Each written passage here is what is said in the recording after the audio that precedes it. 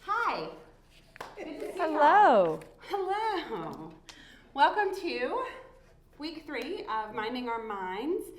This is our series on how to care for our brains and our minds and our mental well-being. And I am thrilled and excited to introduce someone that you all know well, a very dear friend of mine whom I have known for more than half. We've known each other for more than years half of our lives.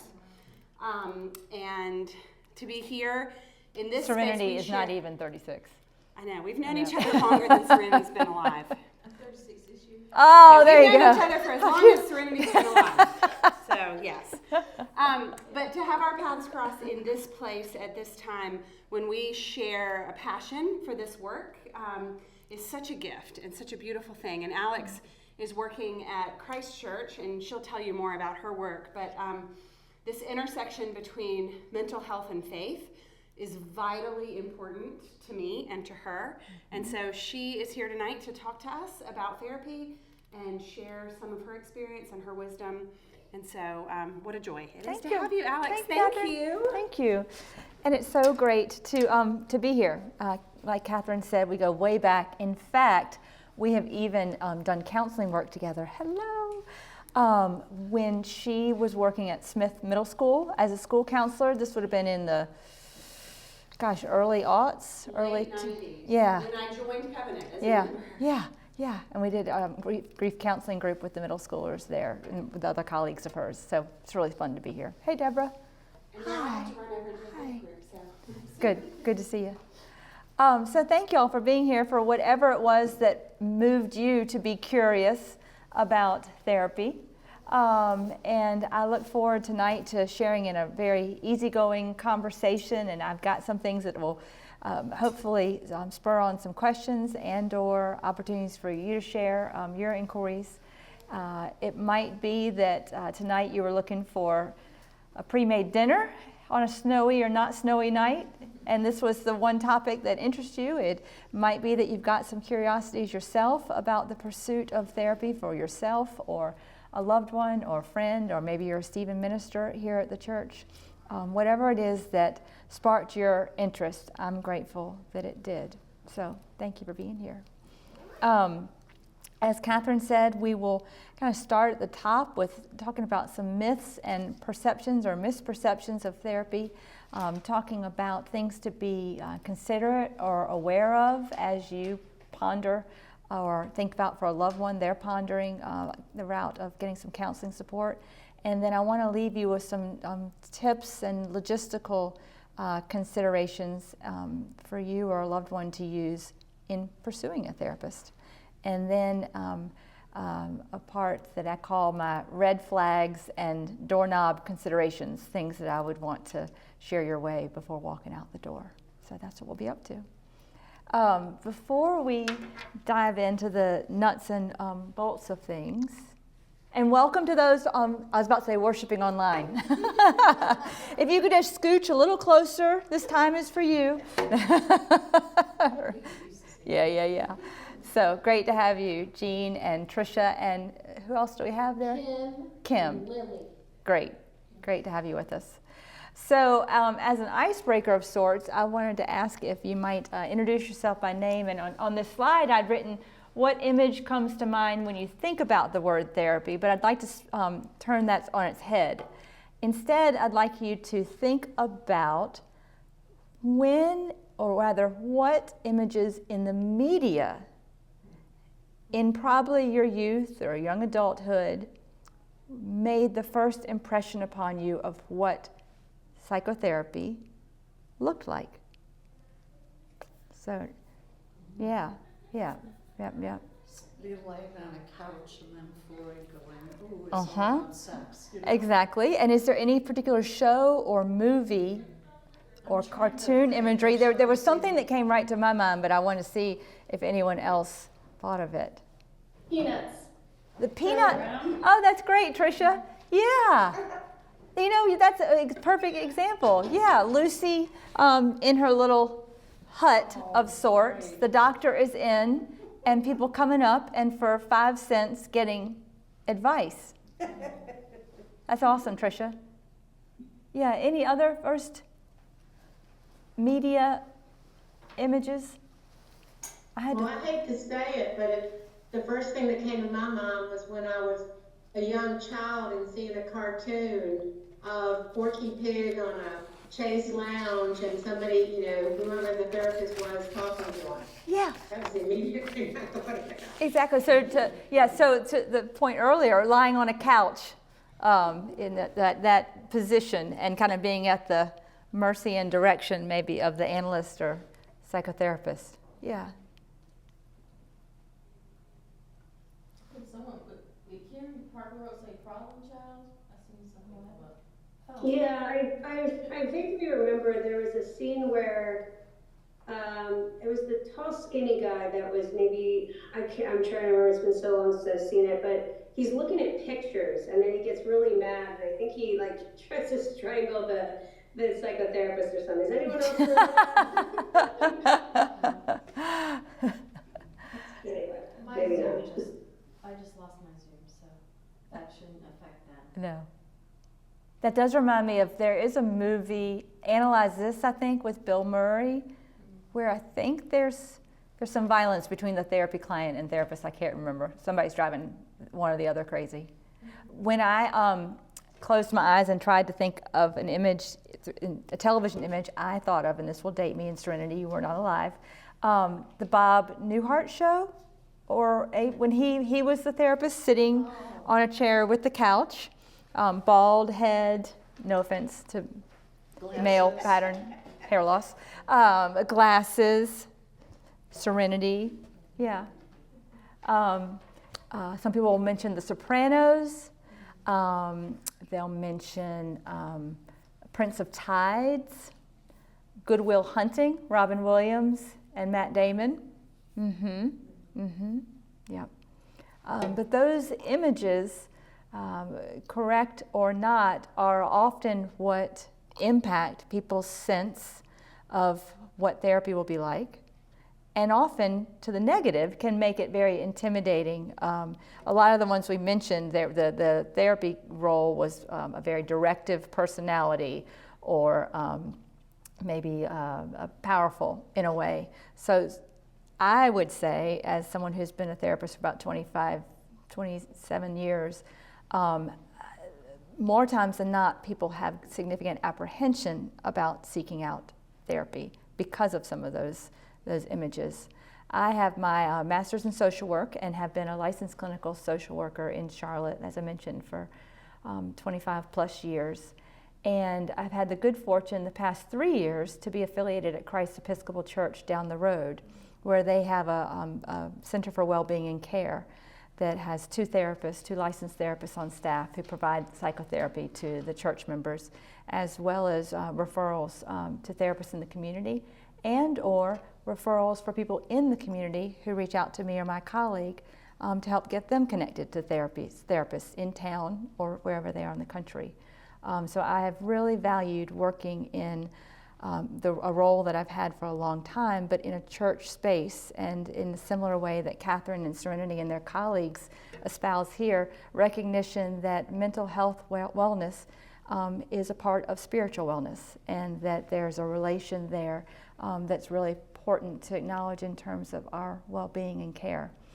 So it's no small thing to me that a church like Covenant would advocate for a series like Catherine's done this winter that says your mind matters and what's going on in your mind matters, such that we wave the flag to say we would want to, as a church, help you get the support you need, either from ministers or Stephen ministers or professionals in the community. So that's why I'm here tonight, and hopefully can help grease the path, so to speak, in terms of accessing it. Yeah, Deborah. I think in the conversation we've kind of inferred, but I guess some of it depends on your age. You would never tell anybody if you or anybody in your family went to therapy, because that was very stigmatizing. And now it's almost, the pendulum swings, and some people are into TMI and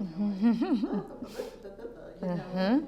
Mm-hmm. And it's like, I really don't need to know all that. You can tell that to your therapist, No, but the good point. There is definitely a more of a, to the good, I would say, a cultural ease of even just referencing of therapy sessions. What is a real pleasure is to work with adolescents and to experience the ease with which many of them reference going to therapy in a way that even 10 years ago there was much more stigma. So someone will say, I've got soccer on Wednesday, well, I have therapy on Thursday, so we can get together on Friday. It's more normalized, which we want. I thought it might be fun to break down some commonly held perceptions or even myths about therapy that I hear and that exist in our society.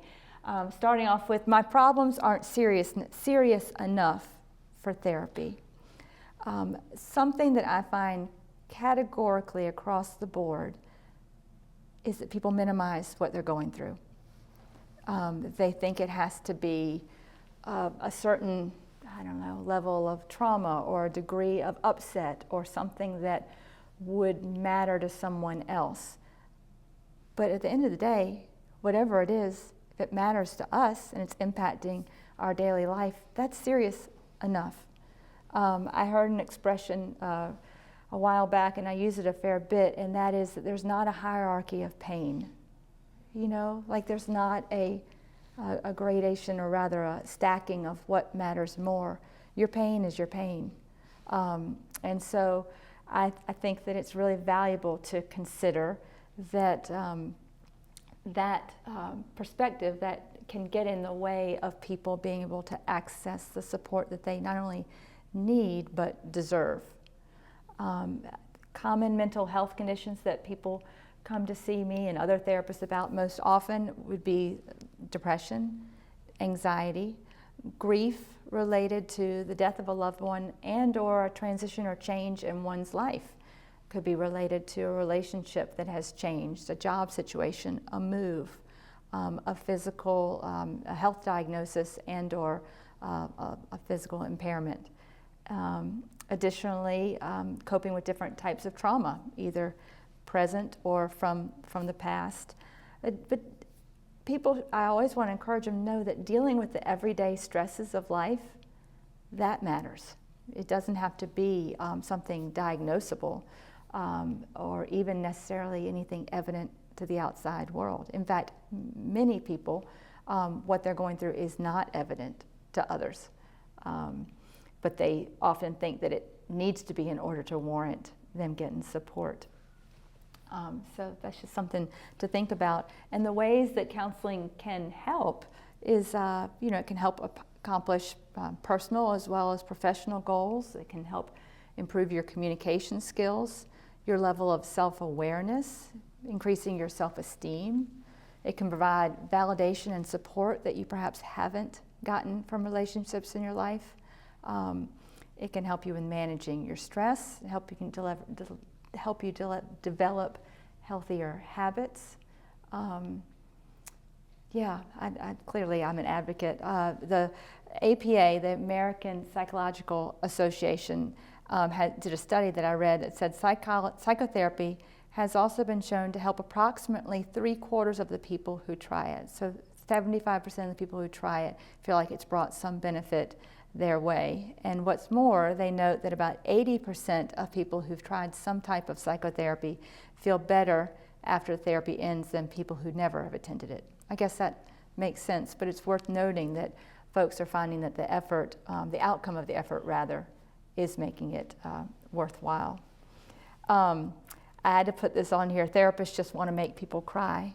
Being vulnerable, being tearful, getting emotionally upset can be very unnerving to folks.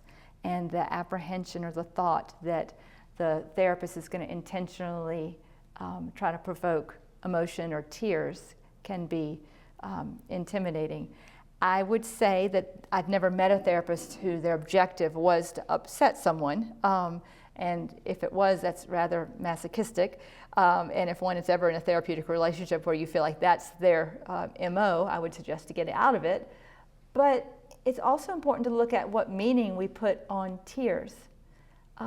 tears and crying are a wonderful stress relief. Tears and crying are outlets for tension that we've contained.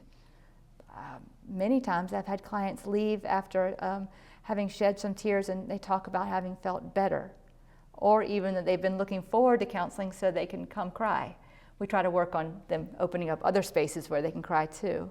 But yeah, the intention of a quality, good therapist is not to rake you over the coals, but rather provide safety and security and comfort in a way that you feel safe enough to release that kind of emotion. Another commonly held perception is that the therapist is going to make me talk about things I don't want to talk about. Well, there's something to be said for someone gently, poking the bear a little bit. What's more important, though, is a therapeutic relationship where the client can talk about that's hard to talk about, and the therapist can hopefully help secure trust and safety in the room, that the client feels safe kind of unpacking some of that stuff. So again, yes, a red flag would be a therapist who seems pushy in their efforts to, unearth something at a pace that's not working for you. But the hope is that you're with someone ethically, driven and considerate enough that they're helping you unpack things that can help you find some relief. To the point earlier, therapist is going to make me lie down on a couch. Most likely you will sit on a love seat or a club chair. I have been known myself to lie down on a couch in therapy, but it's mostly because that's what I wanted to do. I was just tired or exhausted or just felt like luxuriating in that way.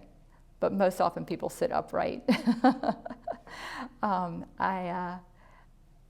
Many clients will come in and say, am I supposed to lie down? And I say, only if you feel like you want to. I have seen grown men much longer than the love seat in my office find that was a way that helped them express themselves. But mostly people sit up. Folks will say, if I worry that if I start therapy, I have to keep going for the rest of my life. The goal in therapy is not to reach a certain number. A therapist's goal in therapy is not to reach a certain number of sessions. It's to help the client get to a place where they feel like they've resolved that work for now, for this season in their life. Some people do find that establishing a relationship with a therapist can be really helpful to be a touch point to go back to either that therapist or a subsequent one at different times in their life when things come up. So in a similar way that we, dare I say, service our cars, it's valuable to take that human mind and heart back in the shop every once in a while to help it run well. So there are a lot of reasons people may stay in a therapeutic relationship for a while, and there also is great reason for people doing more brief term work. People can make great strides in even as few as 4 sessions, or if they're in an emergency type of situation, as few as 1. So know that there's no contract that one signs when they begin a counseling experience. This one, therapy is just an expensive venting sessions. I have friends that will do that with me for free. Very good point, and they're not wrong that it is expensive, and we'll talk more about ways to make therapy or the pursuit of it more affordable. And therapy does typically, by its essence, involve a lot of talking. So it's easy to see why people might dismiss it as indulgent or assume that it's going to be as similar as a friendship relationship. However, therapists, unlike friends, should give you their undivided attention. And they're specifically trained to listen to your concerns and listen, most importantly, for patterns of behavior that aren't serving you well. So they have the training and the ear for helping piece out themes, patterns, habits. I go like this. I often talk to clients about visualizing I guess you'd call it a wand of cotton candy, right? If you're looking at it, it's dense, you can't see through it.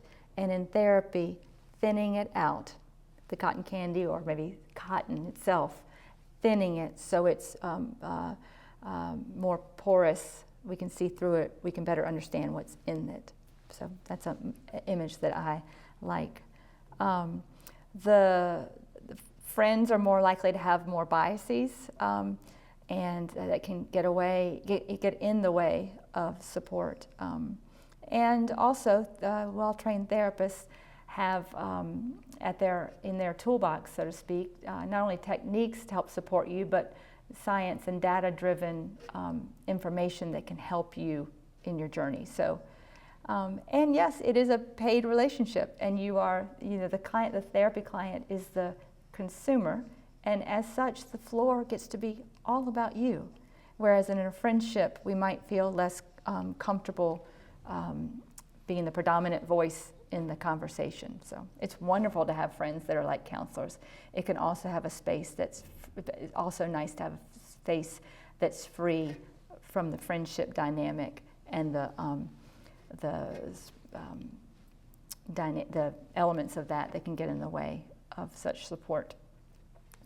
To the point earlier, people will think badly if they know that I'm in therapy. That has changed over the years, but can't deny that when we hear someone's in therapy, first thing we think is, oh, I wonder what's the matter, or I hope they're okay.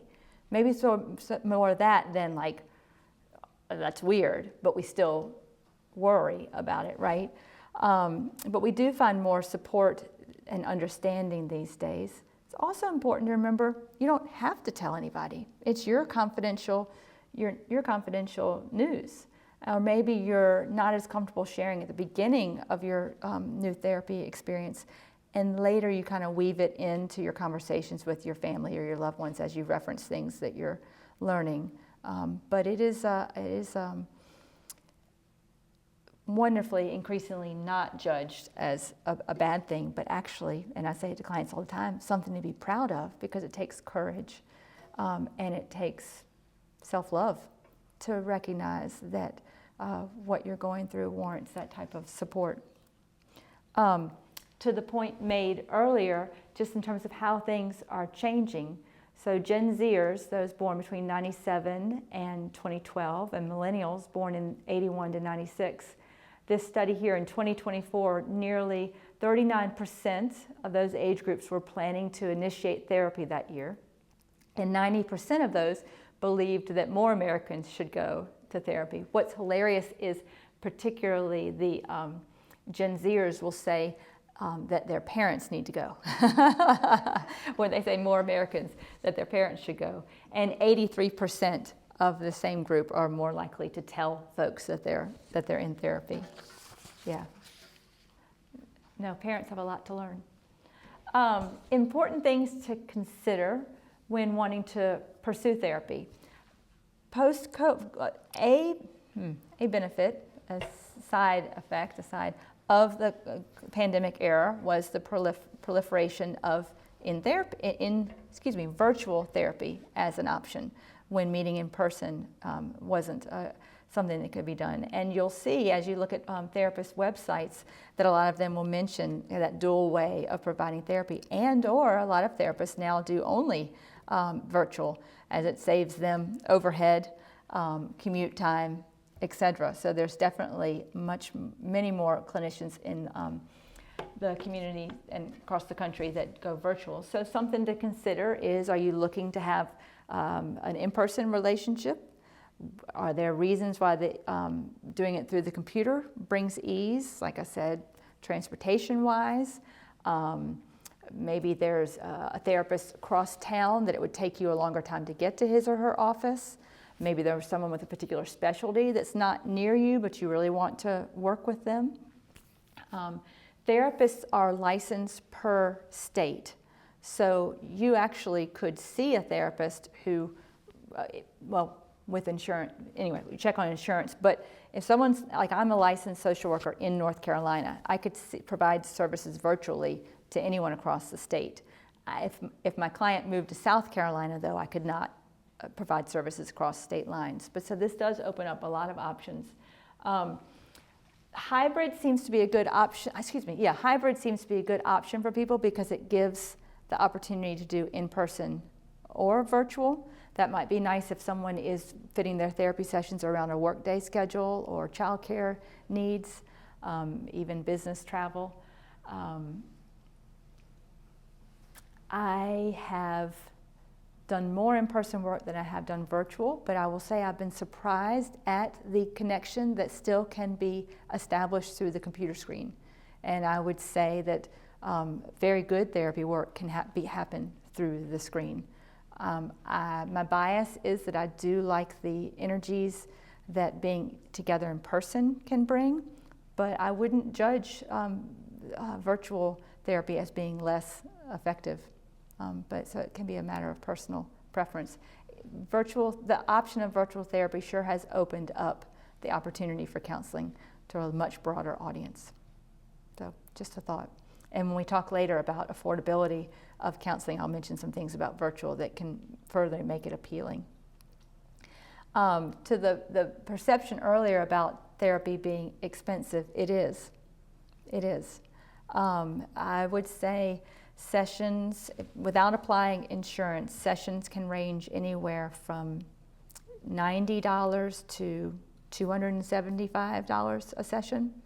In an ideal world, one sees a therapist who is approved by their insurance, and they may pay a copay that might be as little as $25 a session or $50, but it is expensive. And when therapists are making use of clients' insurance, it often means providing a significant amount of information to the insurance company, as the insurance company wants they're paying for that insurance to be warranted. So they're most likely going to want a diagnosis. They're going to want some type of digital case note that speaks to what goals are in treatment. And that can be, there are a lot of therapists who feel that is more information than they're comfortable sharing, and or it can be very laborious as a clinician to keep up with that, often for not necessarily monies that equal that effort. So there are a variety of reasons that therapists have chosen to go with what they call self-pay. That doesn't mean that you can't submit let's say you pay $130 for insurance and you go see a practitioner who's doesn't take Blue Cross Blue Shield. That doesn't mean you can't submit it to Blue Cross Blue Shield potentially for some coverage, but it will mean that you, the client, will need to do that extra legwork. And or you may find that the only option to see that particular therapist is to pay their full rate, which may or may not work for you and your budget.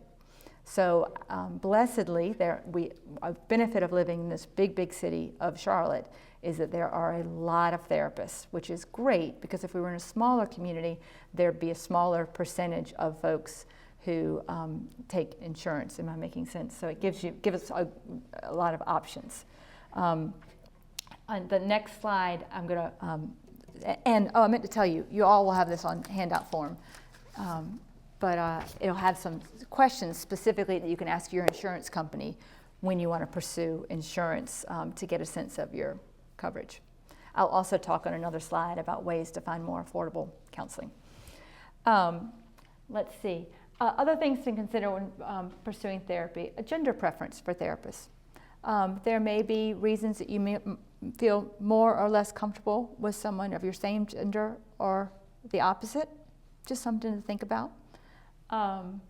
Cultural alliances and sensitivities, the value of working with a therapist who, via their website, you can learn, for instance, that they are supportive of the LGBTQ+ community, or supporting veterans, or supporting people with disabilities, or that you can discern through their imagery or things they share that you share a similar racial or cultural background.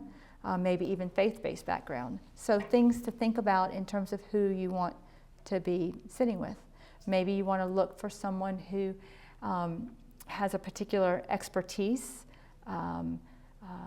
maybe divorce or family discord is a part of your presentation or your bag of tricks, so to speak, your luggage. maybe chronic illness, maybe some trauma or abuse. So looking at people's websites and seeing what they profess to be highly skilled in will be helpful to you to kind of narrow the window of expertise. I'm rambling a lot. I'm realizing I'm not asking any questions. Feel free to be interrupting me and or sharing your own experiences. Good? Okay. So training and expertise. And then this one, if in person, and again, I love being able to share things that you might not have thought of, but like what region in town would make attending sessions most successful? I always tell people when they contact me through my work that they want a referral, and I'll say, you know, where do you work in town or where do you live? Because I want to set you up for greater success.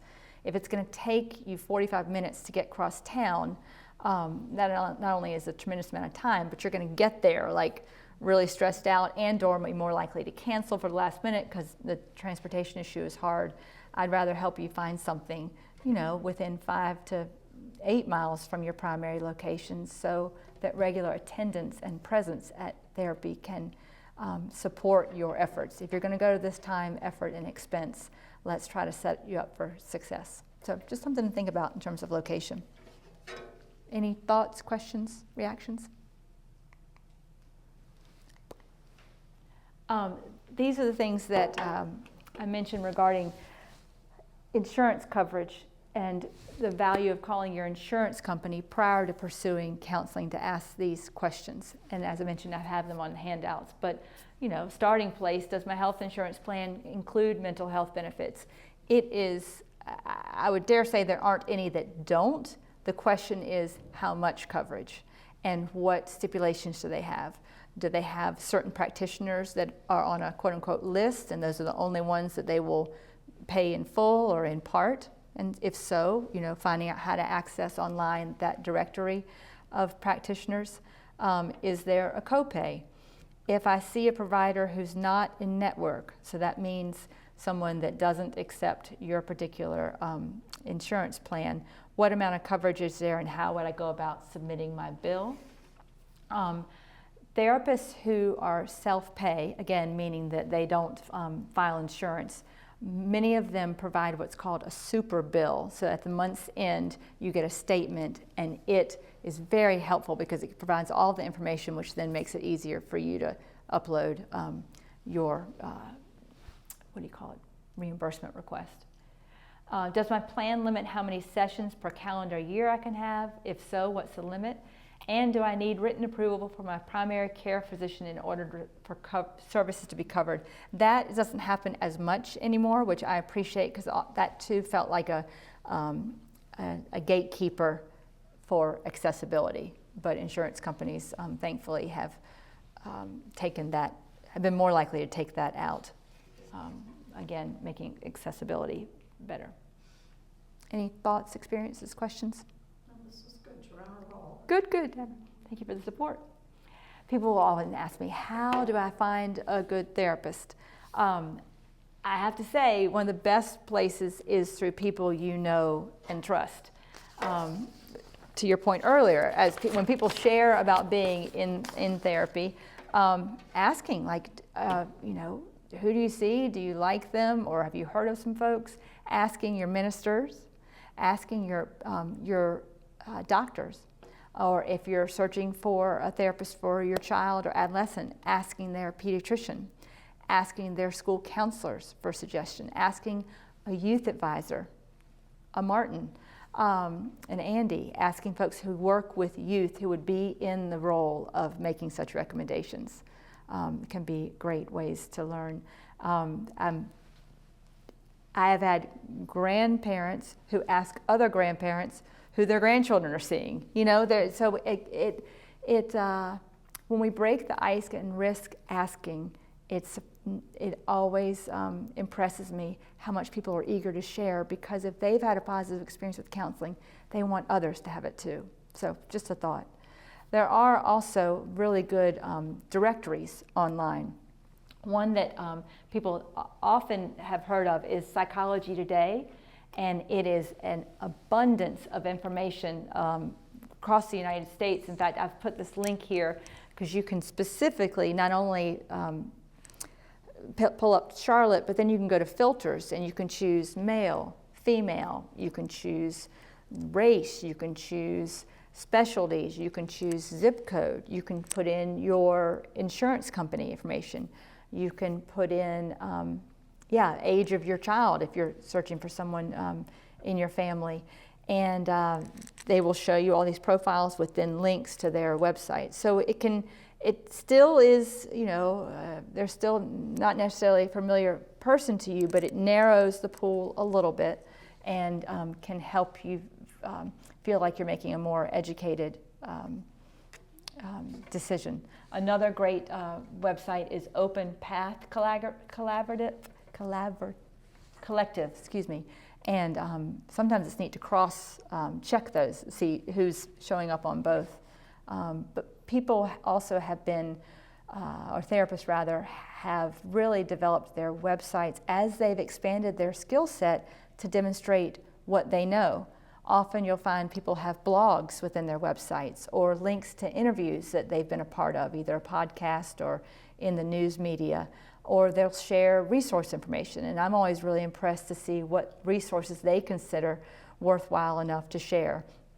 Quite frankly, I might see some authors or clinicians who I really like their work and that gets my attention, and then others I'm like, yeah, I'm not a big fan of XYZ. So that helps me kind of narrow down in my search. So just something to think about, different ways to explore. And many of them too, them being the therapists, will offer a brief free consultation phone call because they want to help be a good fit as well. So it'll be a brief cursory conversation where they try to get a sense of what you're looking for and if it might be a good match.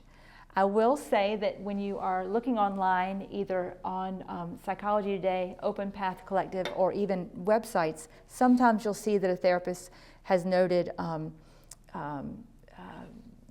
currently not taking new clients, or currently has a wait list.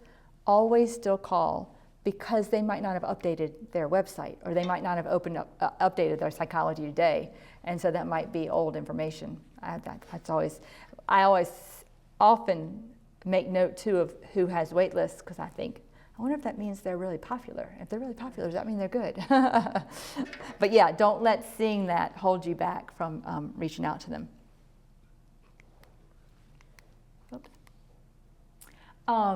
As mentioned, not cheap.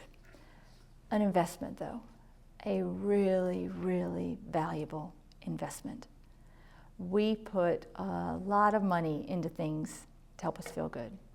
Our, health club payment, hopefully maybe the foods we buy at the grocery store.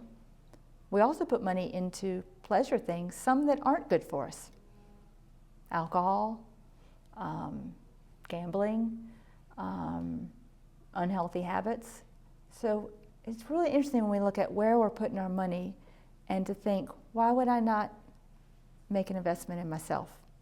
So when we find ourselves cautious about making such an expenditure, it might be valuable just to kind of look at our budgets and see where else we're prioritizing how we're spending our money on ourselves. That being said, there are good ways to find affordable and good psychotherapy. It is not uncommon for therapists to provide some clients a sliding fee scale, meaning that they will adjust their rate. Maybe they do it based upon someone's income or their status of where they are in their work. Maybe they're a student of any age. Maybe they're an older adult no longer drawing an income. So there is worth asking a therapist, do you have a sliding fee scale? I know many therapists who don't take insurance but will have a certain percentage of their caseload that they flex what they charge them. And that's their way of kind of giving back within their field, if that makes sense. So always worth asking about.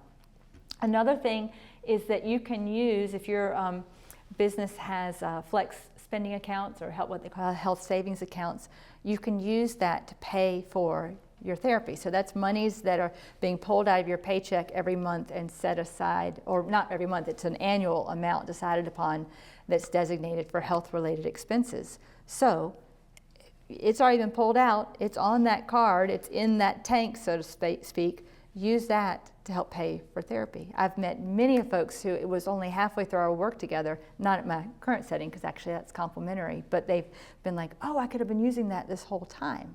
So talk about a gift back to yourself. Online therapy, we talked earlier about virtual options. Well, there are some really good, options that have come available. I often hear people reference BetterHelp and Therapy Aid. I've not done either one myself, but there must be some reason they're still around several years after the pandemic, and they often offer discounted trials, first 5 sessions free or discounted, so it's just worth exploring.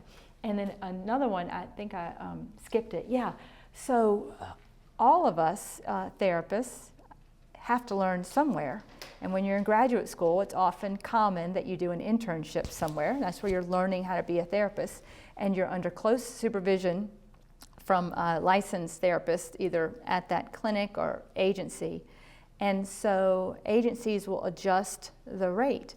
Pfeiffer University, just down Park Road, kind of across from where Poston Provisions is, has had a very successful marriage and family therapy program for years. And while it's a LMFT program, they also provide individual therapy. And they have interns and graduate students there, where their rate for therapy, as when I last checked, is $30 a session. And they're receiving supervision, which quite frankly, licensed therapists don't have to regularly have supervision. We do other training hours we're required to have and such, but in terms of meeting weekly with someone that gives me guidance, I don't do that as much, but a graduate student does. For anyone in the room or online who has a connection to UNC Charlotte, if you're a student or a grad student or employee, you can get complimentary or low discounted therapy at their student counseling center. Another thing to think about is if your business, if you work for a business like a large bank or healthcare system that has an employee assistance program, they will often categorically usually do have therapists, and as an employee of Bank of America or Wells or Spectrum or et cetera, you have X number of therapy sessions you can utilize. So that's another place to look for counseling support, is through your EPA. So, and I welcome if anyone else has any other creative ideas for affordable ways to access. Okay. You hear so much about BetterHelp, like that's your own podcast. You do. It's coming up a lot. Yes, it is. I was going to ask you, did you think they were? I think BetterHelp is. BetterHelp is. They also do put a lot into marketing. Yeah. But I feel like I would be hearing Serenity if they were junk. Right. Yeah.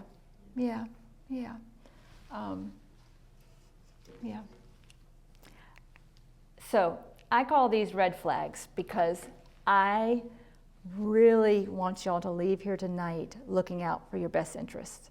And I want to remind you that you are in the driver's seat of what does and doesn't feel good to you. And there can be a power differential in a therapy and client relationship that sometimes can intimidate clients from speaking out when something doesn't feel right to them. And just in my career, I have made note of some things I've heard about that I've always wanted to let people know this is not okay in a therapeutic relationship. Therapists being late for appointments beyond reason. I say beyond reason, car issues happen, etc. But your therapist should be there when the session starts. If you come and they are not there and or frequently run over from the other person and then say to you, oh, sorry, we ran over, blah, blah, blah. To me, that reflects a lack of respect for your time and a lack of respect for boundaries. And my bias is I think it's really important that the client have that respect. So that's just an Alex Bacon pet peeve, but something to know that you deserve in a session. Similarly, I think it's important that therapists reply to correspondence in a timely manner. All therapists will tell you or they should tell you their availability, and many will say whether they're accessible after hours or not. Most usually have a pretty well-established kind of after-hours emergency response plan. But you know, if you are making an overture by email or phone within business hours and you're not hearing back, that's worth noting, I would say. Therapists making last-minute cancellations, again, beyond reason, but I know of people who felt like their time seemed a little expendable for their therapist, and that would just, again, make me question the kind of the integrity of their work and their respect for the client's time. Therapist looks at their phone or Apple Watch in session. Just something that it is your time. Speaking of time, therapy sessions typically last about 50 to 55 minutes. The joke is that the 50-minute hour is 60 minutes. For a therapist, it's 50. The exception to that are in crises, if there's a reason why the session needs to go later, and or the first session, which in my world I call an intake or an initial appointment. I typically offer that. It runs up to an hour and 15 minutes because you're gathering more information in that initial session. But yeah, you want to feel like you are, quite frankly, the only thing that matters to that therapist in the room at that time. So, therapists taking non-emergency personal calls during session. You would think that would be an obvious thing, but just noting. There are a lot of different people in the world. That's what I'll say. Therapy sessions are your sessions, not the therapist session. I bring this up because personal disclosures by the therapist are not necessarily appropriate. This is not a friendship. You're not looking for a new best friend. This is not a social gathering. The focus needs to be on you. I once heard something in my training world that I have never forgotten and really steers me well when it comes to any kind of personal disclosure. The therapist, the training I went through educated me that self-disclosure of the therapist, meaning something that they share personally, is only appropriate when what they say still keeps the focus on the client. What would be an example of that? It's a way of using shared experience, but it doesn't sabotage or commandeer the conversation that then comes about me. Yeah, it's not a time for the therapist to air their experience. I might say, you know, I do know what it's like to lose a loved one, but I'm not going to say, you know, when my XYZ died, I found the first blah, blah, blah, blah, blah. See the difference there? It preserves the space for the client. Yeah. And I share these red flags because I think they're important to be aware of. They also are the exception to the rule. And most therapists are very mindful of ethics and of your space and such, but it is important to the novice therapy goer to know what the expectation should be about how they are respected in that room and their time is respected. Some more things before we say goodbye. Most of my clients, by the time they land in my office, they will say that they've been thinking about coming in for about at least a year and a half. And that always is very touching to me. I appreciate the thought they've been putting into it. It also, I think, is very tender disclosure on their part of how long they've been carrying these issues and feelings on their heart, and how long they probably, back to my word earlier, minimized what was going on before something moved them to seek support. So I share that with you tonight because if you or you're witnessing a loved one or a friend or family member that you just feel that something's kind of on a low boil, right? Something's just kind of been percolating in your mind and in your heart for a while. Maybe explore what it is that's getting in the way from you taking that next step. what fears or apprehensions or lack of education or awareness about how to access it that is leading that that wish to kind of keep kicking the can down the road, when it would serve you well to care about yourself and what you're going through enough to take that next step. So, because 18 months is a long time. Many people also will say it's been years and years. So, to that point, there was a study done, and I couldn't find it to reference it exactly, but I think it's something like 60 people report feeling like, or 60% of people talk about feeling even just a little bit better after having made that initial outreach to the therapist and scheduling an appointment. That sense of satisfaction that, like, okay, I'm starting the process and I already feel better for that.